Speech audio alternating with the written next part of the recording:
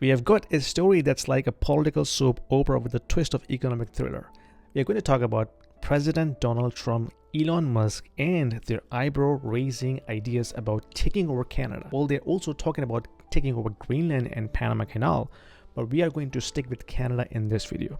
Let's break it down. First up, Donald Trump. Remember his time in the White House? He was all about America's first.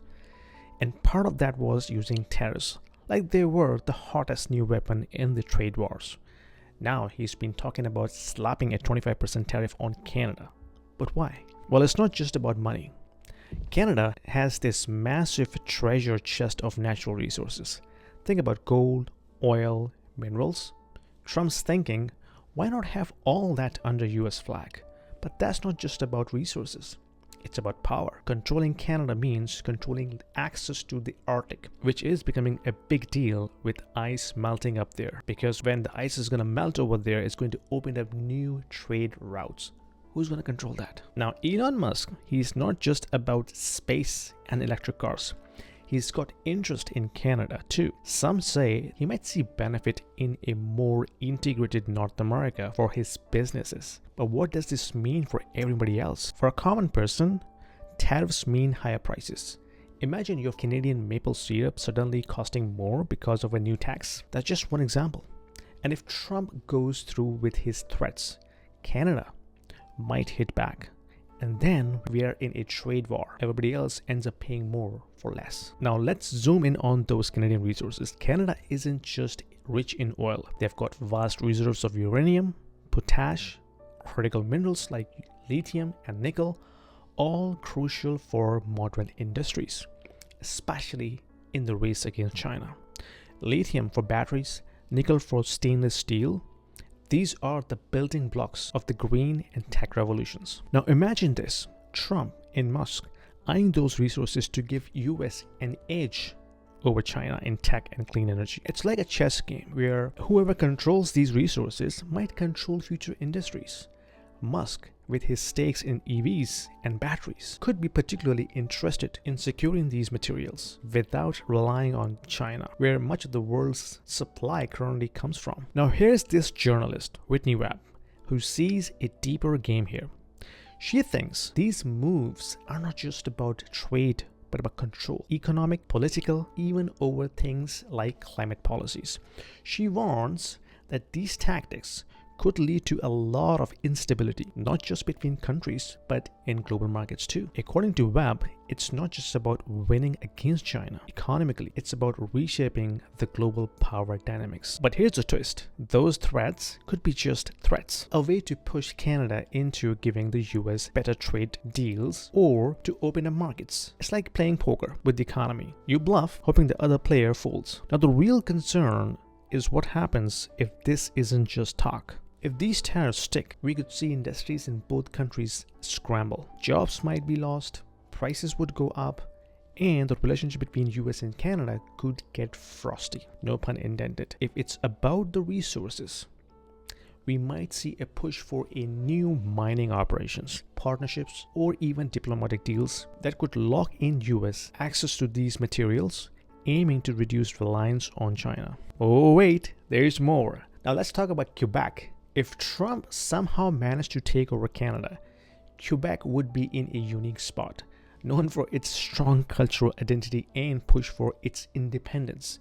Quebec might see this as an opportunity or a threat. On one hand, Trump administration might stoke fears of losing cultural autonomy or leaving to assimilate into more US-centric identity. This could reignite the separatist movement, with some in Quebec seeing independence as the only way to pressure their French culture and language. On the other hand, with Trump's policies potentially leading to an influx of immigrants or refugees from the US due to its immigration stance, Quebec might face pressure on its resources and social services. So this could push local leaders to demand more autonomy or even consider a different kind of relationship with the US, perhaps even as a semi-autonomous region or state.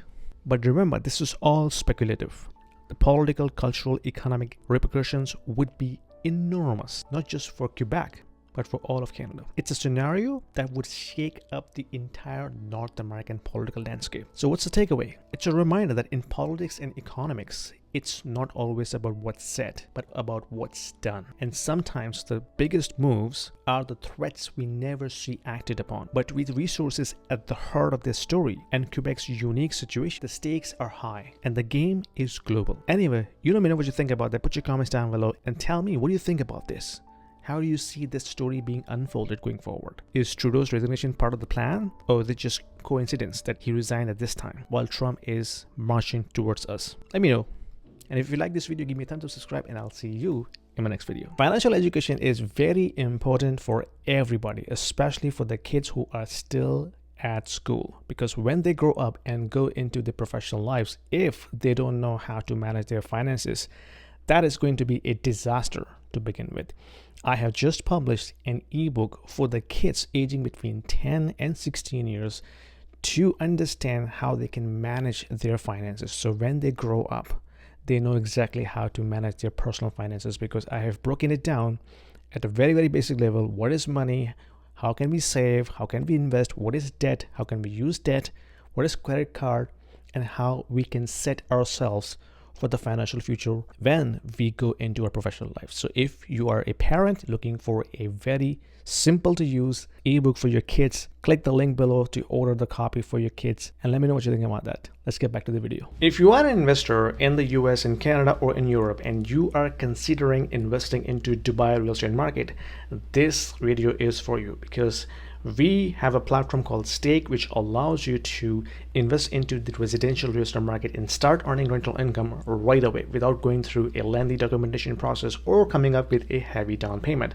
Stake is built upon the concept of crowdfunding. So it is democratizing the entire investment strategy and allows you to own a single unit of the entire investment portfolio.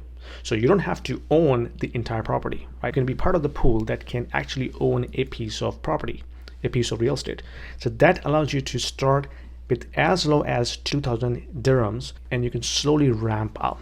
So as you start investing into it, you can not only own a bit of real estate, but you also get a portion of the rental income on monthly basis. So it's a passive investment strategy, diversifying your portfolio from traditional North American or European markets into Dubai, which is hustling and bustling and growing very fast, and allows you to build your wealth over time. So don't delay. There is a link down there in the description. If you click on this, it will give you free 200 dirhams in your account right away to start with, and you can thank me later.